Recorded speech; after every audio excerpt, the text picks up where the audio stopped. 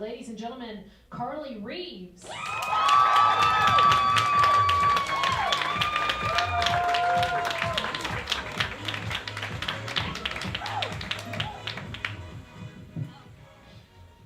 Hey y'all.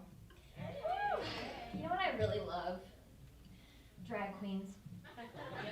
They're my favorite people. No, I'm friends with some drag queens, and they're the most magnificent people in the whole wide world. And if I were reincarnated in next life and got to be a drag queen, I have picked my name. It's Miss Lexi Pro.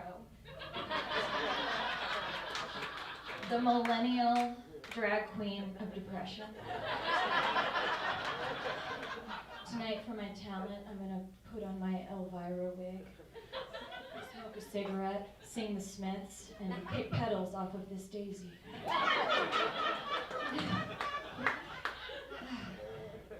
I miss the exhilaration of knowing that there was a brand new Beanie Baby at my neighborhood Hallmark Gold Crown store. God, I miss those days. Now I'm just waiting for my economic impact check. And it's kind of like having sex. I keep on clicking that mouse and still no stimulation. I'd really prefer to have a direct deposit, but I'm probably going to end up with a wet, limp package in my mail slot. By the time it comes, I won't need it anymore. My husband calls me a handful because my boobs are so small.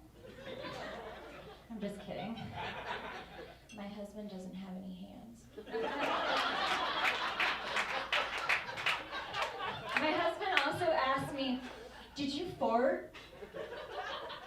We don't have any kids. Nobody lives with us. We've been together for over 3 years. Who does he think is farting? He doesn't know my brand yet. It's coming from inside the house. He also gave me a gorgeous diamond ring, but I'm not wearing it right now because it gave me a rash. I'm wondering if this is the 7-year itch, because we've only been married for 18 months. We live in Athens, Georgia, and it's apparently like the sexiest college town in America. We live kind of close to Frat Row. We live right down the street from Delta Schmegma. But anyway, it's like the sexiest college town. Everyone's all looking all hot. So on the Athens streets, I'm actually a 6. But I'm an 11 in the cult I just joined 1 county over. So. Speaking of cults, there's a outlying county close to mine. Let's call it Poconee County. They don't believe in COVID there. They certainly believe in Jesus and shopping. But they're just out there, just maskless, just breathing on each other. And I just don't understand, because I know they know how to cover their faces. They all own hoods. Sorry, my mom got mad at me for saying there are white supremacists in Oconee, and I was like, there are. I'm currently getting my Master's of Social Work from UGA. Surprise! It's social work and comedy, that's the money, that's where the money is. But I'm thinking of staying on to get my PhD when I'm done, because I want to be just like our current First Lady, Dr. Jill Biden. I want everybody to question my credentials. And it's funny because the same people that question credentials of an accomplished woman don't even know how email scams work. I've known what email scams were since I was like 10 years old, okay? I had my first email address, first one in the family to have one. It was JediLeia1989 at AOL.com. Yes! So I'm just sitting there logging in, you got mail, oh my God. So I'm reading out my mail from all my friends, all my pen pals to my mom, and I'm like, Mommy, what's pussy?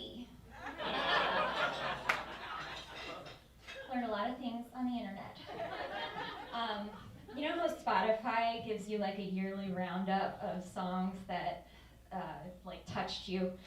They have given me my roundup for the past couple years, and I always log on because I'm curious. And I wasn't surprised that my top genre for 2020 was Sounds of Rain and Thunder. But I did get a really fun surprise when I saw my top song. And they made it into this fanfare, this one song got you through it. One song got you through 2020. And that song was WAP.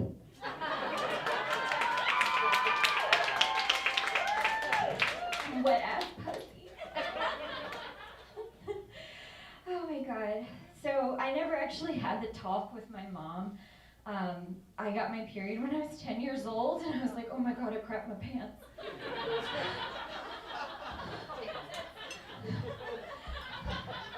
So I'm lying there at night just shaking and trembling and thinking, oh my god, I'm gonna bleed every day for the rest of my life. But I was wrong. Life was so much worse than that. Oh my god, I'm sorry. Oh, I drive in from Athens, and I always pass by, 316, 85, all that nonsense. And I always get a giggle when I pass by Beaver Ruin Road. I want to know the story behind that, but I just can't help but giggle, and I look at it, Beaver Ruin Road. My beaver got ruined closer to Midtown.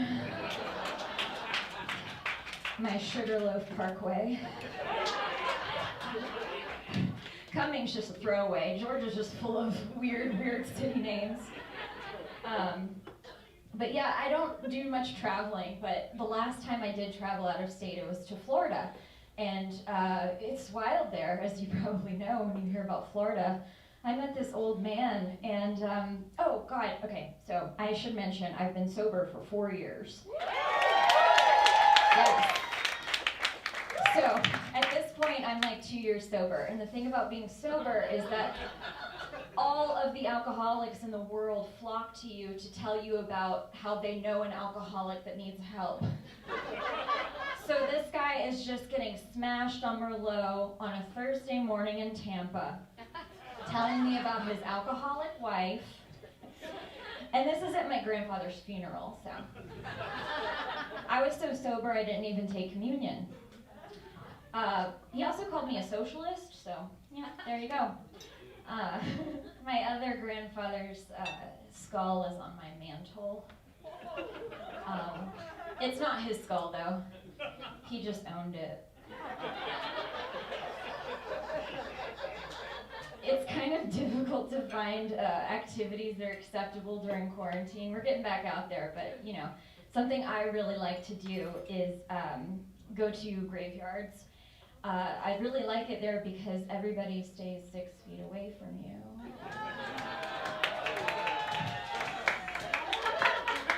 Are those boos or boos?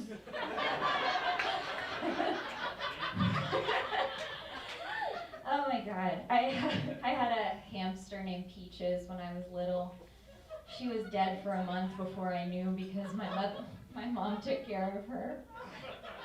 I had a goldfish in college who jumped out of their bowl and died by suicide on my carpet. I'm terrified of being a mother. Fly high, sweet angels.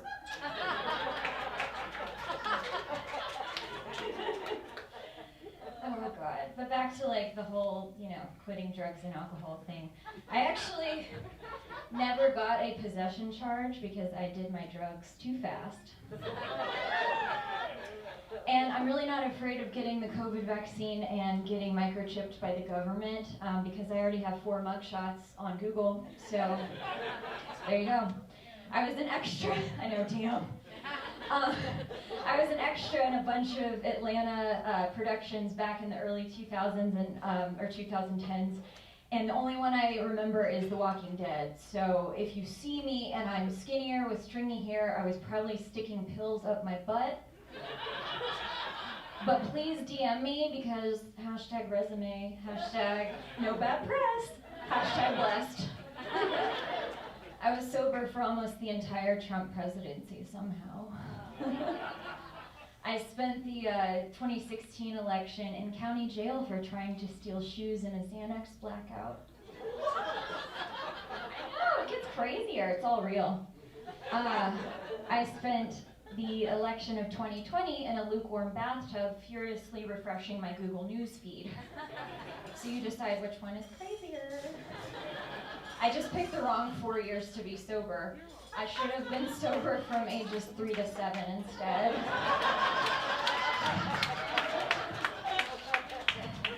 My family was on Family Feud when I was in rehab, actually. And I missed it. I just wanted to meet Steve so bad. But I'm not kidding. You can go on YouTube and watch this episode. One of the questions that my poor family got while I was in rehab was, name something that gives you a buzz. If Carly hadn't been on rehab, she would have helped you win that money. Because she knows. I'm glad I don't have to take drug tests anymore because, God, it was so awful. One time I thought I was so smart, I just carried a bag of pee around with me, which is disgusting. But in my head, I was like, yeah, this is so smart. It exploded in a hot car. Anything after that has not been able to embarrass me. I'm untouchable with that. Did I mention to y'all that I won the DARE essay contest in 5th grade? Absolutely. Thank you so much. That program did so much for me. But I quit everything fun, like I quit drugs and alcohol 4 years ago. I quit cigarettes 2 years ago. I quit most sugar 2 months ago. So that's why I'm addicted to horror movies. It's the only way I feel anything.